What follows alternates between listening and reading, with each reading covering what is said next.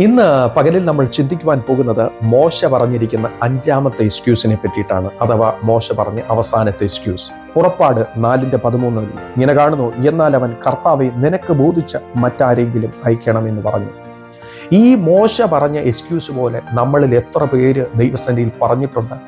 ദൈവത്തിന്റെ വാഗ്ദത്തം കേട്ടിട്ട്, ദൈവത്തിന്റെ ശബ്ദം കേട്ടിട്ട്, പ്രവാചനങ്ങളിൽ കൂടി ദൂതുകൾ പ്രാപിച്ചിട്ട് എത്ര പ്രാവശ്യം പറഞ്ഞിട്ടുണ്ട്, കർത്താവെ ഞാനിതിന് യോഗ്യനല്ല, മറ്റാരെങ്കിലും അയക്കണമെന്ന്.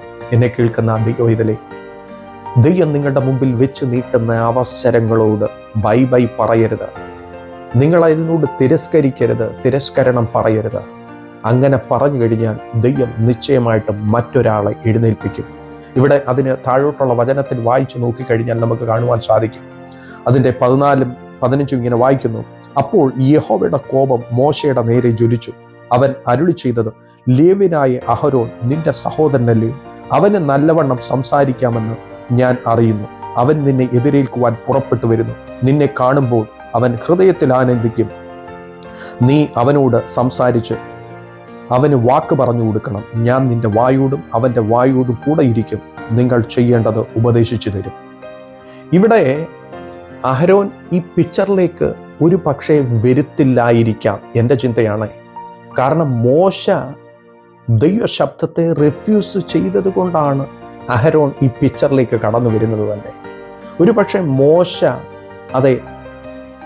മോശ പറഞ്ഞ ഇതിനു മുമ്പേ പറഞ്ഞ എക്സ്ക്യൂസ് എന്ന് പറയുന്നത്, ഞാൻ വാക് സാമർഥ്യമില്ല, എനിക്ക് തടിച്ച നാവുണ്ട്, അതൊക്കെയാണ് എക്സ്ക്യൂസ് പറഞ്ഞത്.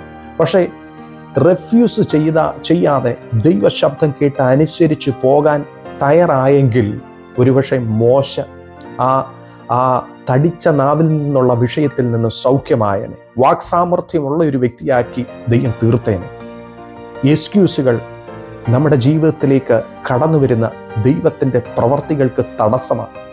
നമ്മൾ കാണുവാനിരിക്കുന്ന ദൈവിക അത്ഭുതങ്ങൾക്ക്, ദൈവിക വിടുതലുകൾക്ക് എക്സ്ക്യൂസുകൾ തടസ്സമാണ്. ഇന്ന് പകലിൽ മറുത്തു നിൽക്കാതെ, ദൈവശബ്ദത്തിന് മറുത്തു നിൽക്കാതെ, ദൈവശബ്ദത്തെ ശിരസ വഹിച്ച് കർത്താവ് പറയുന്നത് കേട്ട് മുന്നോട്ട് നീങ്ങിയാട്ടെ. അങ്ങനെ മുന്നോട്ട് നീങ്ങിക്കഴിഞ്ഞാൽ നിങ്ങൾ അത്ഭുതം കണ്ടിരിക്കും, നിങ്ങൾ വിടുതലുകൾ കണ്ടിരിക്കും.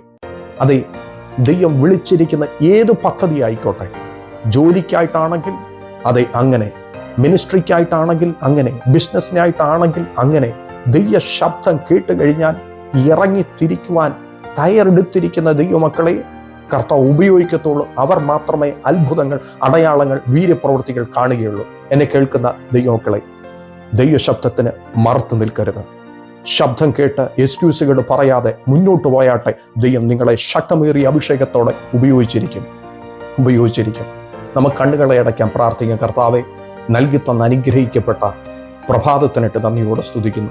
ഈ ദൂത് ശ്രവിച്ചുകൊണ്ടിരിക്കുന്ന എല്ലാ ദൈവമക്കളെയും ദൈവകരങ്ങളിലേക്ക് ഏൽപ്പിച്ച് പ്രാർത്ഥിക്കുന്നു. അടിയനുൾപ്പെടെ ഞങ്ങൾ പല എക്സ്ക്യൂസുകളും ദൈവസന്നിധിയിൽ പറഞ്ഞിട്ടുണ്ട്. കർത്താവ് ഞങ്ങളോട് ക്ഷമിക്കണം. കർത്താവെ, ഇന്ന് പകലിൽ ഞങ്ങളെ ഒരു ശുദ്ധീകരണത്തിനായിട്ട് സമർപ്പിക്കുന്നു. കർത്താവ് ഞങ്ങളെ സഹായിക്കണമേ. കർത്താവ് ആഗ്രഹിക്കുന്ന അളവിൽ അങ്ങയുടെ പദ്ധതികൾ നിറവേറുവാൻ, ഞങ്ങളിൽ കൂടി നിറവേറുവാൻ ഞങ്ങളെ തന്നെ സമർപ്പിക്കുന്നു. ഞങ്ങളെ ഉപയോഗിക്കണമെന്ന് പ്രാർത്ഥിക്കുന്നു. ഒരു ഉണർവിനായി ഉപയോഗിക്കണമേ. ഞങ്ങളെ ശക്തീകരിക്കണമേ. സ്വർഗം തുറന്ന് പ്രാർത്ഥനയിട്ട് നന്ദി. സകലമാനവും മഹത്വം കർത്താവിന് ഞങ്ങൾക്ക് ആ ജീവൻ തന്ന യേശുവിൻ നാമത്തിൽ തന്നെ. ആമേൻ, ആമേൻ, ആമേൻ. ഈ വചനത്താൽ ഏവരെയും ദൈവം സമൃദ്ധിയായി ധാരാളമായി അനുഗ്രഹിക്കട്ടെ.